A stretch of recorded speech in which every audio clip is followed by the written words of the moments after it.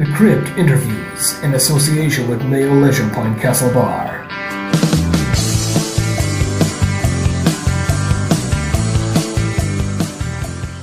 In 1974, one of the most controversial movies of all time, The Texas Chainsaw Massacre, was released to mixed reviews and banned in many countries.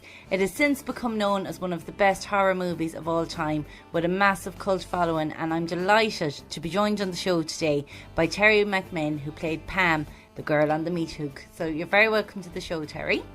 Well, thank you so much, and we should let all your listeners know that my heritage is Irish English with a little Scotch thrown in. No way. So my ancestors immigrated. We were immigrants in the late 1800s. So starting, in 1860 and on, I know that they started coming over here. So I need to get back there to do some more research. My parents actually went in the 70s and traveled all around Ireland and the UK doing a lot of research. My dad is famous for taking people to cemeteries. Well, I didn't realize how much I would appreciate all my dad's notes later on, so I'll do some research and see if there's a way to find out if anybody, where anybody came in Ireland. So, but anyway, it's delightful to be with you, and I'm sure you have a few questions for me. Yes, I'm over the moon to have you on the show. It's such a cult movie, the Texas Chainsaw Massacre. And when they made the movie, they cast relatively unknown actors. So what were you doing at that point in your life, and how did it come about you getting the role of Pam? Well, I was 21, and I was going to classes at St. Edward's University here in Austin. I had trained the year before, just out of high school, in 1969 and 70 at the Dallas Theater Center, which had a really great program. And then I moved to Austin. I decided I went to see a play at St. Edward's. I'd been out of acting since I'd left Dallas. Mm-hmm. And I said, oh, my God, I have to get back. And so they invited people from Los Angeles in to do plays at the school. And I was fortunate enough to get to work with a number of people that were famous for television series and different things like that. My resume is on my agent's, and so I'll post those links for your viewers on Pam's page later so they can, view all that. But at any rate, I was doing this play with a guy named Frank Sutton, which he was an actor that had been doing a very famous television series called Gomer Pyle. And they saw my picture in the paper. My eyes were actually closed in the picture. But they had been, Toby and Kim, the director and writer and producers, had been going around all over Texas. And by the time they saw me, they had interviewed and auditioned over 500 young women. And so I read for them. And at that time, doing horror was just a step above softcore porn. Mm-hmm. It wasn't a genre at all. It was a non-union film. At that time, non-union films were called SCAB, S-C-A-B, SCAB film, which gives you a clue what people thought of them. And, I was a legitimate actress. I had, trained for 15 years on stage and blah, blah, blah. So, I was expecting to do very, Shakespeare. Yeah. God, But anyway, they read me, and then my friend said, oh, Teri, just do it. Just do it. So I called Kim, and I said, I'd really like to be in your film. And he said, okay, he said, we'll put on some short shorts and come over tonight. Short shorts. And read. And so I put on my little white short shorts with embroidery going on the side and my little pink top. And I got on my bicycle and rode over. Austin was very small at that time, Austin, Texas, where they were casting and filming it. And so I read for them, and that's how I got the role. So that's history. That was in July, just maybe 2 weeks before they were going to start filming. What did you think when you first read that script? Well, I didn't really connect with it that much in the beginning. I just couldn't imagine people chasing people with chainsaws. I'd also never heard of Ed Gein that I can remember at that point, even though I was into reading about serial killers. But I had not read much on Ed Gein, or I really don't think I knew who he was.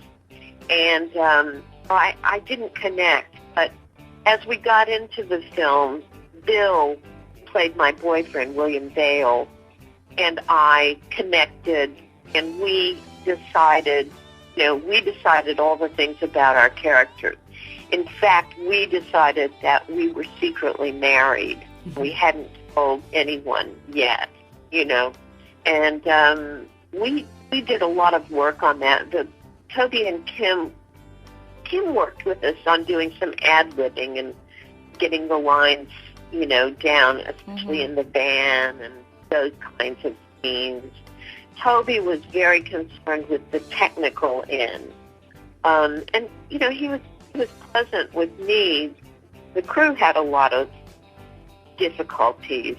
It was just a really rough shoot. It was, in Fahrenheit, it was 95 degrees outside and 150 degrees inside the van. Oh, my God, it must have been tough. Well, we had to keep the windows rolled up. Your listeners should know, Rita, that we had to keep the windows rolled up when we were in the van so that there would be no noise, the air conditioner off.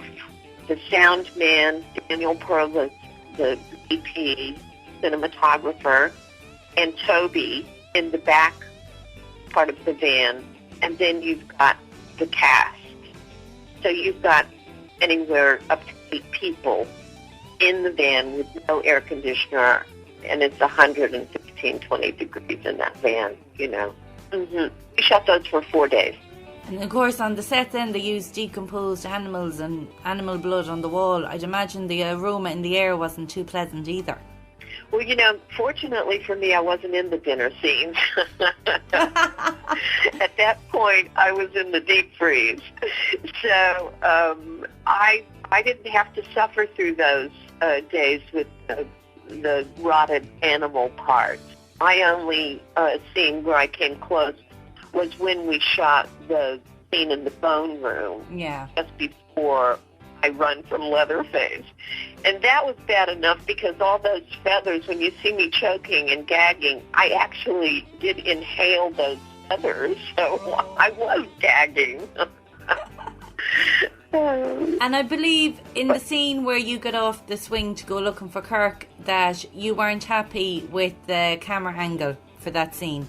Oh, no. I came out to the set, and Dottie Pearl, who was they were married at that time, Daniel and Dottie Pearl, and she was our makeup person. Dottie was freshening my makeup, and I looked out of the corner of my eye, and I saw Daniel crouched under the swing with the camera, and my blood pressure went out of my body because you have to know, I didn't know these people. Mm-hmm. They may have, some of them, known one another, but I didn't know them. I had no agent protecting me on the contracts, on anything.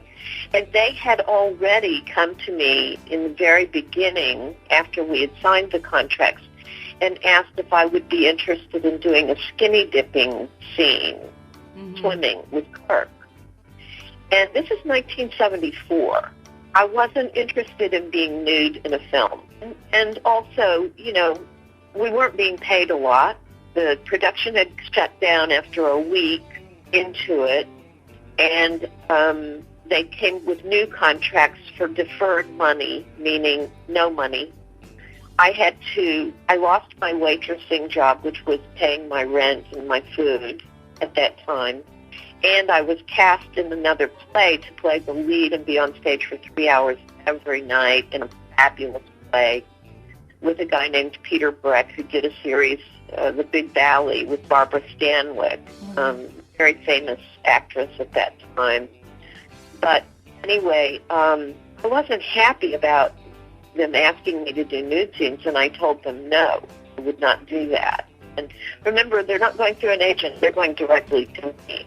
Yeah. I felt a little insecure because basically the only people that would have been able to see those nude scenes would have been Toby and Kim and the editor. So you have to keep that in the back of your mind when I'm upset that the camera is under the swing, and it's going to be inches from my rear end, which is hanging out of those little red shorts. I'm fine about wearing those short shorts. They were my short shorts. I had cut them off because winter was over in Texas and we were into summer. I had bought them because I had a motorcycle at that time. Okay. And I tucked them in some little tight boots for riding my motorcycle. Well, I couldn't ride the motorcycle. They wouldn't let me while we were filming. They picked me up every day because they didn't want me injured. And Daniel's under the swing, and I said, no way. You are not going to put that camera 15 inches from my butt. Not going to do it. And we tangled and wrangled, and Toby tried to explain to me, and he's always chewing on a little short, stubby cigar, and he said, oh, God damn it, Teri, we're going to shoot around it. Well, they did. They shot all around my butt, you know. And it's probably one of the scenes most young boys will remember from the Texas Chainsaw Massacre. Well, it's really why I have so many young fans from across the world.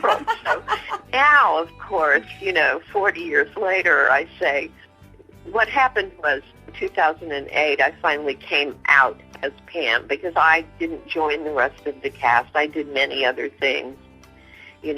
I owned a flower business. I ran catering companies and made people very wealthy.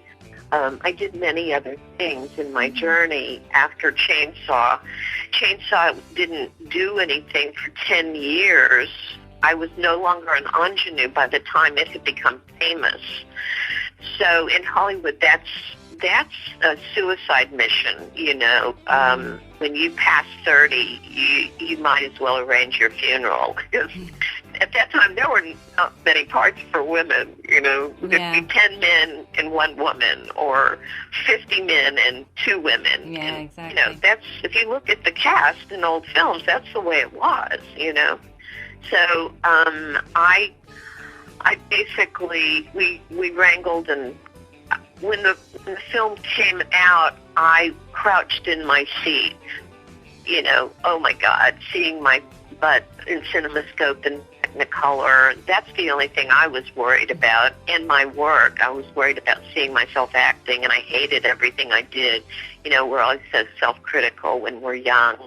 But flash to 2008, and the young man who was going to represent me when I came out to go to my first convention, because people had been stalking me for years, literally stalking me, and I would just deny that was me in the film. Anyway, he said, Teri, don't you realize that your scenes are taught in directing classes and film classes around the world? And I was shocked. I was stunned. I said, you've got to be kidding me, And so I began to creep onto YouTube, just kind of, I was afraid people could tell if I was online. That's how naive I was about the internet. And so I started watching my death scenes that were all on YouTube at that time. And they said, oh, Teri, let it go. It's not so bad, And I began to embrace everything. So then I said to my agent, can we get some billboards of that short scene walking up to the house on Sunset Boulevard? And I'd say, like, there was so many people in your life who didn't even realise you were Pam from the Texas Chainsaw Massacre. Yes, it just didn't do any of the cast really much good when it came to, we took it off our resume because people would open their mouth in astonishment and say, you were in that? I mean, it was so controversial. I've done interviews for Sweden. Sweden, they just completely banned it. They banned it in Italy, everywhere for 10 years. And then in the UK, for 20 years, 25 years. And it's crazy to think back then it'd be like, you were in that, and now it's, oh my God, you're in Texas Chainsaw Massacre, because it's such a cult classic. Oh, it's a complete dichotomy. There's no comparison to, I can't even tell you how wonderful it was to have my work embraced to such a level. It meant a lot to my little heart, because we took it very seriously when we were filming. Yeah. And we were all very serious about what we were doing because we cared about our work and getting it right. I lost my voice after the 2 days of filming those death scenes or those scenes where I'm fighting Leatherface. I mean, I just completely lost my voice. Now, Teri, I also have some questions that were sent in from the Limerick and the Mayo Horror Societies from fans. Hey. So first of all, Sharon Hughes asked, in the scene where Leatherface is feeding Grandpa Sally's blood, Marilyn Burns really had her finger cut with a razor. Would you have been willing to do that if you were playing that role? Well, no, and neither did Marilyn. Really? She never knew that fact until just the year before she died last year.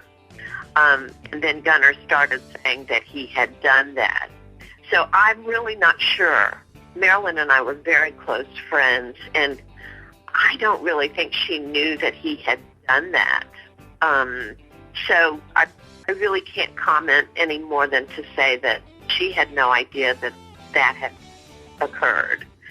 She was terribly, she went through a lot in that filming. Yeah. And there were a lot of times that things happened to us that Toby would have, because he was shooting film, not digital, he couldn't be sure what he had gotten. Mm-hmm. I know we did 32 takes of me at the stairway with Gunnar and I struggling. 32 takes of one goodness. Shot. That's crazy. Yeah, it was insane. I mean, very, very grueling. But I understand that Toby just didn't know what he had, so he shot so much film to be sure that he had it, you see. William O'Connor from the Limerick Horror Society said, did you keep any props or anything from the set as a souvenir? And if not, do you wish you had kept something? Yes, I guess they're trying to get me to cry on air, aren't they? No, I pretty much, I was a girl who moved around a lot because I was an actor looking for work, And so I didn't have an ability to hang on to everything. And at that point, I didn't have the greatest memories from the end of the shoot because they held me up to do pickup shots. After I was completed in filming, they told me that they had to do pickup shots and they didn't know when they would need me. And I had just negotiated to go on the road and make $600 a week for 6 weeks. I couldn't even pay my rent because I had lost my job, and they refused to work my schedule on this job, go and get my equity card, Actors Equity. So I wasn't very happy with them. And if you go to Wikipedia or you go to Pam's page, you see that my profile picture is me sitting on the steps. Yeah. My hands holding up my chin. It's a very famous shot. Yeah. And that was the day we did those makeup shots, and it was also my 22nd birthday. And I was so miserable because they had been so mean to me. They had threatened me if I didn't make myself available, as though that contract was sacred, And so it wasn't a very happy time. I mean, I have to tell you, I was only 200 miles away from Austin when they had the premiere of the film in Austin, and they didn't contact. Only Marilyn and I think Ed Neal went to that premiere with Toby. Maybe Daniel was there. I'm not even sure he was there. Kim was there. But we weren't even invited to the premiere. Were you given a reason for that? No, never. Well, I was shocked when I was seeing, and friends of mine who knew that I had shot the film, I was working as a cocktail waitress and then trying to get into more dinner theater in Dallas, which is only 200 miles from Austin. And they would say, you're in all the trailers for the film. And nothing could have shocked me more because I was the second female lead, and yet they were using me running from Gunner in all the trailers. So, yes, it was disappointing, to be honest with you, when I realized, especially years later when it all came to, everything had already gone down. We had already been excluded from really making any money. We never made any money from it became the most rented video in the 80s. And then there was all the merchandising, and the only time we ever made any money was when it was shown on the big screen. And after 10 years, you don't see it on the big screen. It's not shown in theaters. It's only shown on videos. So, I can't tell you that cast wasn't really upset that was the way that they, that when they renegotiated and bought the film back, they could have included us, but they chose not to, knowing that we would receive almost nothing. And it's such a big franchise now. That was disappointing. To say the least, I'd say. God, it doesn't say it's such a big franchise now, with remakes and reboots and whatnot. Yes, and I made more money on 3D when they used my footage than I made during the filming. That is crazy. Yes, it is crazy, but that's the way it is. So, it is nice because we go to conventions and we do meet our fans, and some people believe that we should do that for free, but I must tell you that Sam takes up enormous time in my life. Every day I get 50 to 100 posts, messages, shares, blah, blah, from all over the world. Yeah. People. Running Pam's page takes quite a bit of time. Oh, it does. It does. I can imagine. And you're trying to keep up with everything on Facebook. It's hard. Right. In our 60s, Rita, Gunner, Alan turned 70. Alan, the driver, Gary, turned 70 this year. And we've lost, several of our cast members. So really, if people want to meet us and talk to us, they should do it now. When people say, "Are you going to be appearing anywhere?" And I'm joking, but I say, "Yes, I hope so. I'm in good health. They should get me now." That's it. Well, I'm still on the move. Well, Marilyn was almost unable to walk when we went to Germany. Oh, bless her.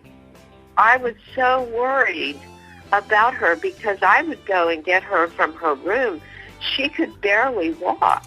Oh. So, yeah, she was in terrible health, but she didn't want her fans to know about it, And she kept going.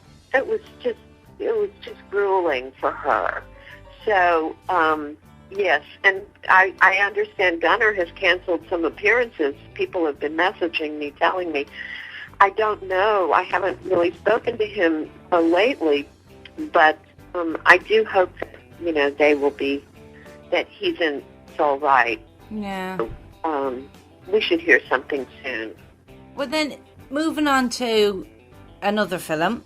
I had the lovely Laura Willoughby on the show earlier in the year talking about the upcoming Irish movie, and you've a part in it, Awakening.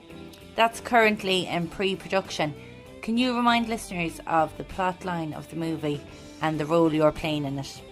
Yes, I am playing Carla, I believe they're going to stay with that name. Mm-hmm. And she is the nosy neighbor.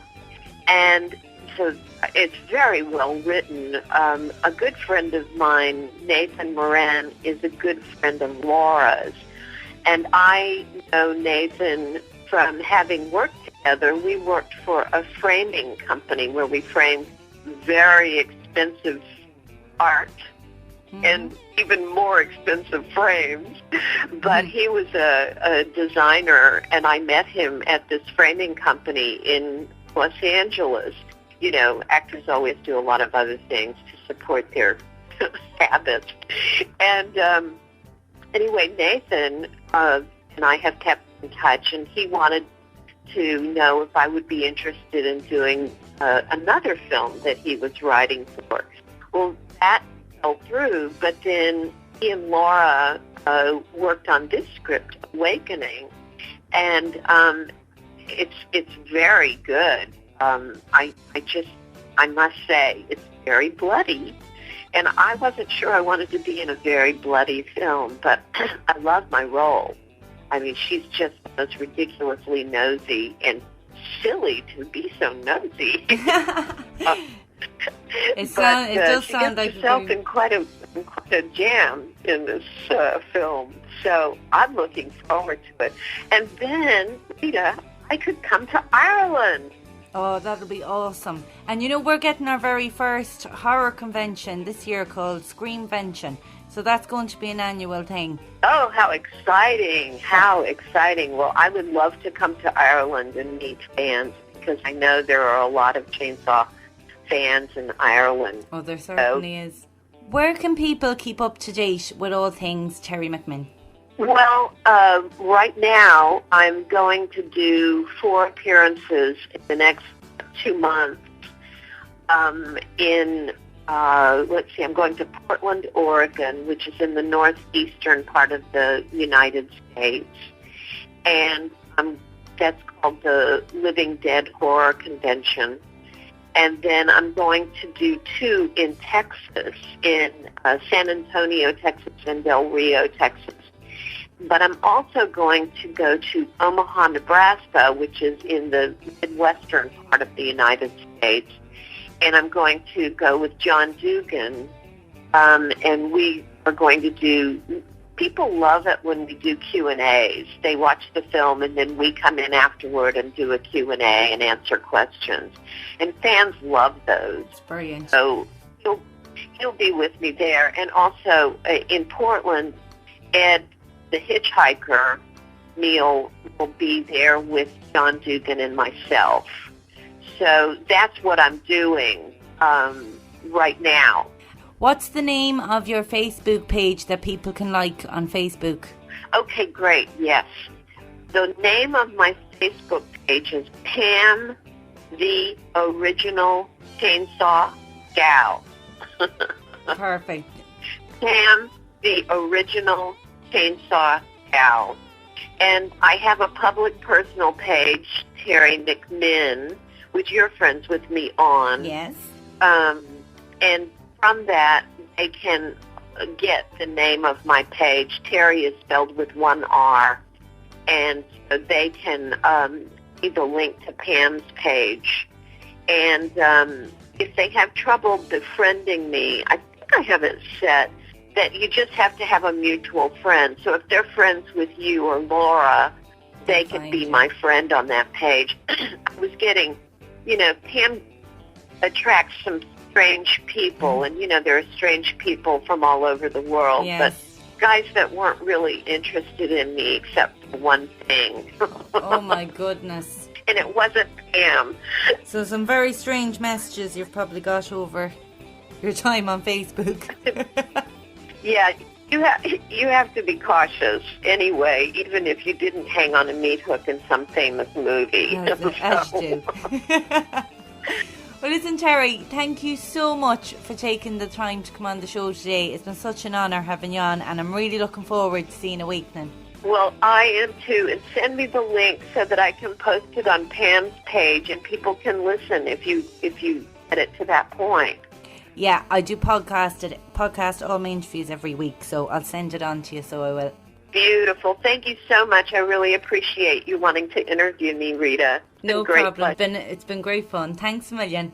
Thanks. Bye-bye. The Crypt Interviews in association with Mayo Leisure Point Castle Bar.